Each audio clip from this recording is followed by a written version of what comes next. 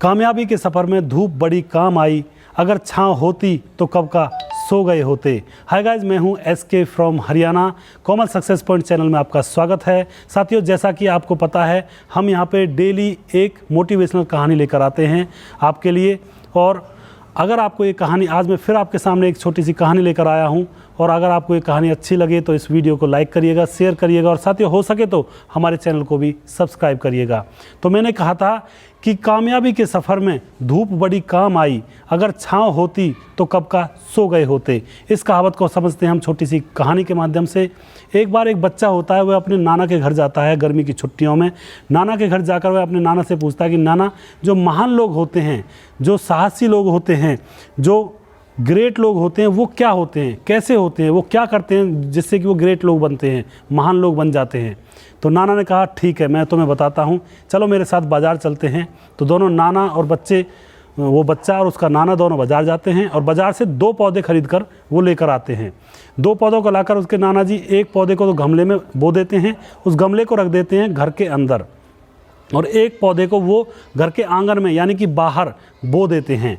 और दोनों पेड़ों को बो देते हैं, दोनों पौधे जो होते हैं उनको बो देते हैं। फिर पूछते हैं अपने बच्चे से, जो बच्चा होता है उनका, कि बताओ कौन सा पेड़ अच्छा रहेगा, इनमें से कौन सा पेड़ सही सलामत रहेगा। तो बच्चा कहता है, नाना जी, जो घर के अंदर रखा है वही सही सलामत रहेगा, क्योंकि ना कोई जानवर खाएगा इसको, ना ही कोई इसको परेशानी होगी, क्योंकि घर के अंदर रहेगा, सेफ रहेगा, तो यही पेड़ सलामत रहेगा, यही पेड़ अच्छा बढ़ेगा।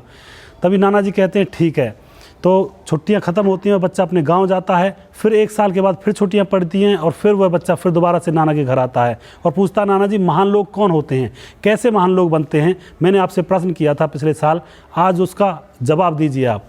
तो नाना जी कहते हैं कि जाओ, जो आपने पेड़ अंदर रखा था, हमने जो गमले में पेड़ बोया था, अंदर रखा था घर के अंदर, उसको देख कर आओ। तो बच्चा जाता है और घर के अंदर जो गमले में पेड़ बोया था उसको देखता हुआ थोड़ा सा बड़ा हो गया था।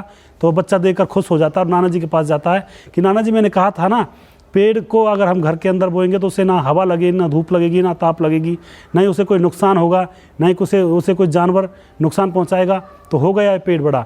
तभी नाना जी कहते हैं कि अब बाहर जाओ और जो बाहर पेड़ हमने लगाया था उसको देख कर आओ, जो पौधा लगाया था बाहर उसको देख कर आओ। तो बच्चा बाहर जाता है तो उसे पौधा कहीं नज़र नहीं आता है। जहाँ पे पौधा बोया था वहाँ पे एक बहुत बड़ा सा पेड़ होता है। तो साथियों, वह बच्चा वापस आता है और कहता है, नाना जी, वहाँ तो पेड़ है, वहाँ तो गमला है ही नहीं।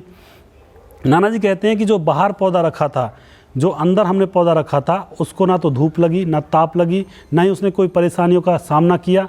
लेकिन जो बाहर पौधा हमने बोया था, उसने धूप को सहा, ताप को सहा, बड़ी बड़ी परेशानियों को सहा, तूफान को सहा, आंधियों को सहा, और उसने अपने आप को उसी माहौल में ढाल लिया और वह बड़ा हो गया।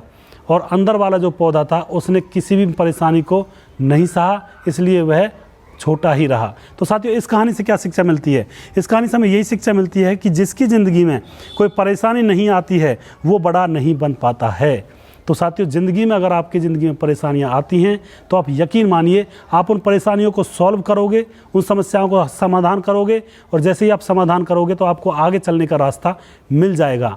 और साथियों, जिन लोगों के जीवन में कभी कोई परेशानी नहीं आती है, वो कभी भी बड़ा नहीं बनते हैं। जो लोग 4 दीवारी में रहते हैं और जो परेशानी को नहीं झेलते हैं, जिनके जीवन में कोई दुख आता ही नहीं है, तो वो इंसान कभी भी ज़िंदगी के मायने को नहीं समझ सकता है, और ना ही वह आगे ज़िंदगी में बड़ा बन सकता है।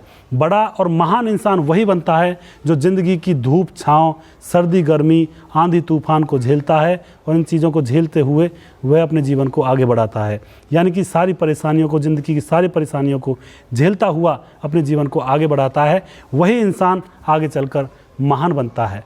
तो साथियों, मुझे उम्मीद है आपको ये छोटी सी इन्फॉर्मेशन, छोटी सी स्टोरी पसंद आई होगी, और अगली स्टोरी मैं कल फिर लेकर आऊँगा। तब तक के लिए साथियों, खुश रहिए, आबाद रहिए। कोरोना का टाइम चला हुआ है, सावधान रहिए, सतर्क रहिए, बचकर रहिए और अपना ख्याल रखिए। तो साथियों, नेक्स्ट वीडियो में कल फिर लेकर आऊँगा। तब तक के लिए धन्यवाद।